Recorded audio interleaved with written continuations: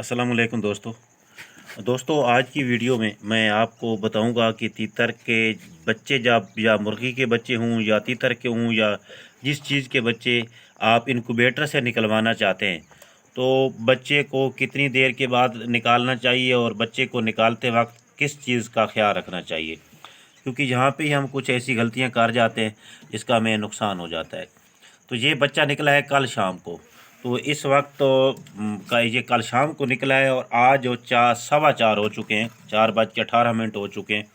तो जिस वक्त मैं वीडियो बना रहा हूँ तो इसका मतलब ये है कि इसको काफ़ी टाइम हो गया है। तो अभी तक इसको ये इनक्यूबेटर में भी है, इसको मैंने इनक्यूबेटर से बाहर नहीं निकाला और इसको कोई खुराक भी नहीं डाली। तो इसका जो एक तरीका तो ये है कि जब आपने इसको बाहर निकालना चाहते हैं, मतलब आप इसको इनक्यूबेटर से बाहर लेके जाना चाहते हैं, या आप अंडे से बच्चे को खुद निकालते हैं, बच्चा यानी नहीं निकल रहा, उसका मैं तरीका भी बता चुका हूँ पहले कि अगर बच्चा अंडे से खुद नहीं निकल रहा तो उसको कैसे निकालना है, उसका भी एक ख़ास तरीका है निकालने का,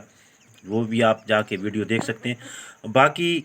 इसको जब भी आपने निकालना है तो आपने इनक्यूबेटर को बंद कर देना है और उस वक्त तक इसको बाहर नहीं निकालना जब तक आपको ना लगे कि इसका जो टेम्परेचर है वो नॉर्मल हो गया, यानी जो बाहर का टेम्परेचर है वो और इनक्यूबेटर के अंदर का जो टेम्परेचर है वो सेम हो गए हैं तकरीबन। क्योंकि अक्सर इस तरह होता है कि हम निकालते हैं बाहर इसको, ये टेम्परेचर में पड़ा होता है, यहाँ पे टेम्परेचर इसका हाई होता है,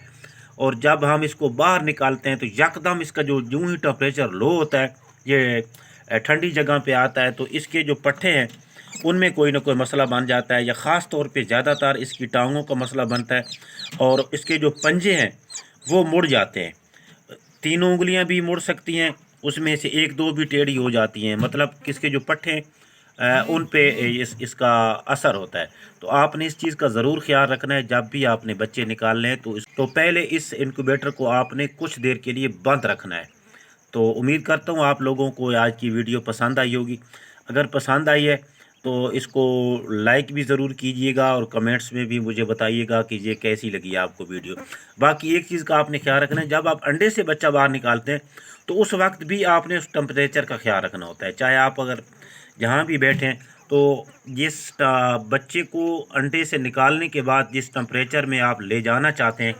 वो टेम्परेचर और जिस जहाँ पे आप निकाल रहे हैं वो टेम्परेचर तकरीबन सेम होना चाहिए। थोड़ा बहुत फ़र्क हो जाए तो कोई मसला नहीं, लेकिन ज़्यादा फ़र्क नहीं होना चाहिए। तो मिलेंगे अगली वीडियो में, उस वक्त तक के लिए अल्लाह हाफ़िज़।